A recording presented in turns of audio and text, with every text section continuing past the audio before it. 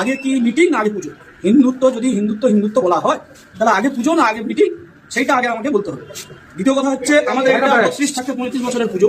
প্রত্যেক বছর জানুয়ারি মাসের প্রত্যেক শনিবার আমাদের এটা উদযাপন হয় এবং ব্রতীরাও থাকে, পুষ্পাঞ্জলি দেয়। তারা অসুস্থ হয়ে পড়েছে দু একজন, তাদেরকে নিয়ে গেছে।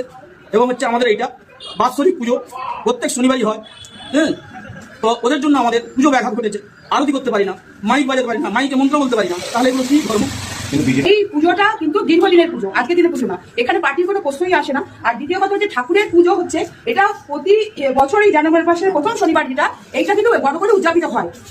এটা যদি এখানকার যদি কেউ থেকে থাকেন ওনাদের মধ্যে, দেখুন গণতন্ত্রের ব্যাপার, যে কেউ মিটিং মিছিল করতে পারে, ওখানে আমরা মাথা ঘামাচ্ছি না। এবারে তাদের কিন্তু উচিত ছিল যে একবার জেনে নেওয়া যে এরকম ধরনের ডিস্টার্বেন্স, কারণ যারা এই পাড়ার মধ্যে থাকেন হয়তো ওখানে আছেন, তাদেরকে বলা যে এইখানে অনুষ্ঠানটা যখন হয়, যেহেতু এই পাড়াতে এখানে হয়েছে ওনাদের কি বলেন বিজেপির যে মিটিংটা পাড়াতেই হয়েছে, তো উনি একবার জিজ্ঞেস করে নিতেই পারতেন, নিশ্চয়ই পাড়ার কেউ আছে এখানে। এখানে পুজোটা দীর্ঘদিনের পুজো, এই যে মন্দিরের পুজো তার জন্য বন্ধ হয়ে যাবে, মন্দিরের নামগান বন্ধ হয়ে যাবে। যারা নিজেদেরকে এত করে হিন্দু করে জয় শ্রীরাম, দেখুন রাম আমারও দেবতা, আমি কখনো ওরকম ভাবে কিছু বলবো না, এরকম চিৎকার চেঁচামেচি করে, তারা কি করে এই জিনিসটা করলেন? আমাদের মন্দিরের পুজোটা কেন কিভাবে মানে এত আরতি পর্যন্ত করতে পারেন কি এখন?